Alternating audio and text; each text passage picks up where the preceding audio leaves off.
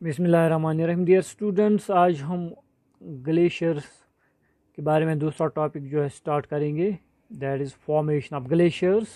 या हम ये भी कह सकते हैं कि how glaciers are formed, glacier कैसे बनते हैं और कहाँ पे बनते हैं, क्या फेवरेबल क्या फैक्टर्स इन्फ्लुएंस करते हैं ग्लेशियर बनने में। सो फर्स्ट, ग्लेशियर्स वहाँ पे ओरिजिनेट होते हैं या जो सोर्स होता है ग्लेशियर का, जो प्रोवाइड करता है स्नो ग्लेशियर्स को, उनको हम स्नो फील्ड्स कहते हैं। या in other words we can say glaciers originate in snow fields. Okay, लेकिन अब क्वेश्चन है कि कहाँ पे बनते हैं और क्या फैक्टर्स जो हैं क्या इन्फ्लुएंस करते हैं। ओके, स्नो फील्ड से ग्लेशियर्स ओरिजिनेट होते हैं, जो कि सोर्स होता है स्नो का, जो प्रोवाइड करता है ग्लेशियर्स को या फीड करता है ग्लेशियर्स को, उनको हम स्नो फील्ड्स कहते हैं, जो हाई ऑल्टीट्यूड्स पे होते हैं। लेकिन ग्लेशियर वहाँ पे बनेगा जहाँ पे जो स्नोफॉल होगा, एनुअल स्नोफॉल, जो ईयरली जो एक्यूमुलेशन होती है, स्नोई डेज होते हैं, that should exceed the loss of snow melt. Okay, या स्नो सिंपली हम कहेंगे, इसका मतलब है जहाँ पर बर्फबारी ज़्यादा होती होगी, एक्यूमुलेशन यानी कि ग्राउंड पे जमा होता होगा।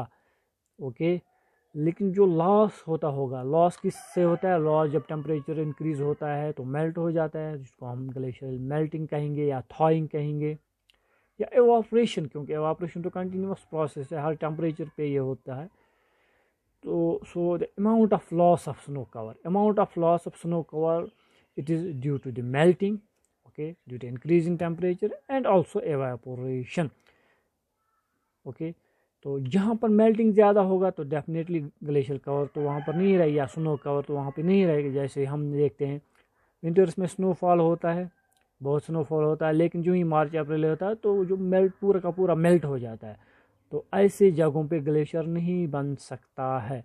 ओके, तो ग्लेशियर वहीं पर ही बनेगा जहाँ पर जो है एक्यूमुलेशन, ओके, जो जमा होगा बर्फ वो ज़्यादा होगा बनस्बत मेल्टिंग के। आल्दो यहाँ पर एक्यूमुलेशन होता है वहाँ पर भी समर में मेल्टिंग होता है, लेकिन जो मिकदार होती है एक्यूमुलेशन की, वो that exceeds the melting. Okay, melting होता है लेकिन पूरा का पूरा जो है स्नो कवर इतना जमा हुआ होता है, टेम्परेचर भी उतना हाई नहीं होता है कि वो पूरा का पूरा मेल्ट हो जाए। ओके, तो जो भी वहाँ पर ग्लेशियल आइस स्नो बना हुआ होता है विंटर्स में, एक्यूमुलेट हुआ होता है, वो पूरा का पूरा मेल्ट नहीं होता है इन प्रोसेस से, वहाँ पर जो है ग्लेशियर बनता है। Okay, so we can say glaciers originate in snow fields in areas where annual snowfall exceeds the amount of loss of snow due to evaporation, due to melting। और ऐसी जगहों पे तो जब बर्फ़बारी होती है तो व्हाट हैपन्स, जो आपने देखा होगा, snow starts accumulating.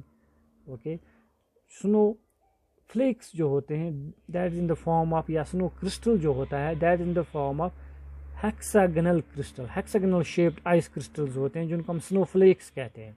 Okay, snowflake it is in the, ये इसमें ऑब्जेक्ट भी पूछते हैं, इट्स हेक्सागनल शेप्ड क्रिस्टल।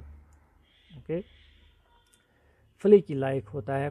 तो हमने देखा होगा, ये एक्सपीरियंस हम सब ने किया है कि जब स्नोफॉल होता है तो न्यूली स्नोफॉल जो होता है तो वो बहुत ही कॉटन लाइक, फ्लफी लाइक वो मटेरियल होता है या सब्सटेंस होता है, cotton like.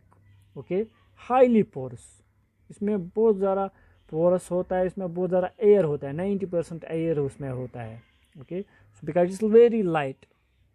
Okay, cotton like, highly porous, about 90% comprising air, filled with air।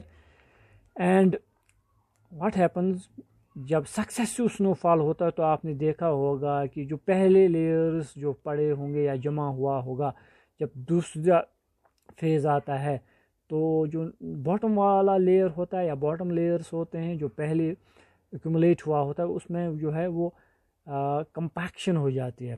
Okay, due to successive falls what happen, जो बॉटम लेयर्स या अर्ली फॉर्म लेयर्स होंगे वो स्क्वीज हो जाते हैं, कंप्रेस हो जाते हैं, दब जाते हैं। ओके, उस कंप्रेशन जो ये कॉटन लाइक मास होता है, जब उसमें कंपैक्शन हो जाती है, ओके, दैट मीन्स कि प्रेशर इंक्रीज हो जाता है उसमें। प्रेशर इंक्रीज की वजह से जो लोअर लेयर्स होते हैं या जो ग्राउंड को टच करते हैं उसके नज़दीक होते हैं, वहाँ पर जो है थोड़ा सा जो है मेल्टिंग पॉइंट जो स्नो का होता है थोड़ा सा वो लोअर हो जाता है, ओके, कम हो जाता है उस इंक्रीजिंग प्रेशर की वजह से। मेल्टिंग पॉइंट्स बॉटम लेयर्स जो होते हैं वहाँ पर लोअर हो जाता है melting point, that means snow थोड़ा सा मेल्ट हो जाता है। जो ही मेल्ट हो जाता है तो उसमें रीफ्रीजिंग जल्दी हो जाती है, ओके, दैट मीन्स में रिक्रिस्टलाइजेशन हो जाता है, दोबारा ये बड़े बड़े क्रिस्टल स्टार्ट होने हो जाते हैं। तो इस क्रिस्टलाइजेशन की वजह से क्या होता है, इसमें रीफ्रीज फिर रिक्रिस्टलाइजेशन होते हैं, शेप जो है वो चेंज होता है, रीगेनिंग हो जाती है या रीशेपिंग हो जाती है, थोड़ा सा बड़ा ग्रेन बनता है, just like sugar grains, sugar crystals वहाँ पे बनते हैं, ग्रेन्युलर मास बनता है। जैसे आपने देखा होगा कि जब स्नो फॉल होता है तो जब 1 2 3 महीने के बाद आप देखते हैं, फिर फरवरी में मार्च में आप देखोगे नीचे जो लेयर्स होते हैं उनमें वो खांड की तरह या चीनी की तरह वो ग्रेन्स बने होते हैं जिनको हम शुगर क्रिस्टल्स कह सकते हैं। So that granular mass is formed. जो ग्रेन्युलर मास रिक्रिस्टलाइजेशन रीफ्रीजिंग की वजह से इस ग्लेशियर या स्नो को बनता है या फ्लेक्स को बनता है कंपैक्शन की वजह से, उसको हम नेवी कहते हैं। नेवी जो है एक फ्रेंच टर्म है, NEVE नेवी, और इसी नेवी का दूसरा नाम है जर्मन लैंग्वेज में, ये इसमें ऑब्जेक्टिव या शॉर्ट पूछते हैं, फर्न, FIRN, फर्न। फर्न और नेवी एक ही मतलब है इसका, दीज आर सिनोनिमस टर्म्स। एक फ्रेंच लैंग्वेज की टर्म है नेवी और फर्न जो है जर्मन लैंग्वेज की है। माने एक ही है granular mass, okay, granular mass of ice या granular mass of snow, okay.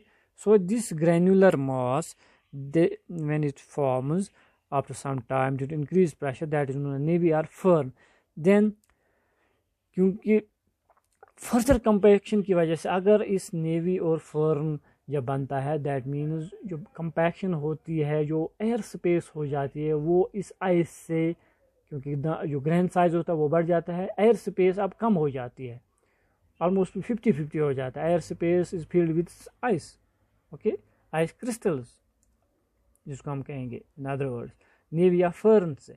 तो इस रिक्रिस्टलाइजेशन जो ग्रेन्युलर मास होता है, अगर इसको फर्दर कंपैक्शन हो जाए उसकी वजह से क्या बनता है, उस नेवी और आइस को रिक्रिस्टलाइजेशन ग्रेन साइज इसको बढ़ता रहता है और जो ओपन स्पेस है, एम्प्टी स्पेस है, पोरस स्पेस जो होगी वो फिल होती जाएगी आइस से। तो एक कंपैक्ट मास या शीशा जैसा बनता है, शीट जैसा बनता है, जिसको हम कंपैक्ट ग्लेशियल आइस कहते हैं।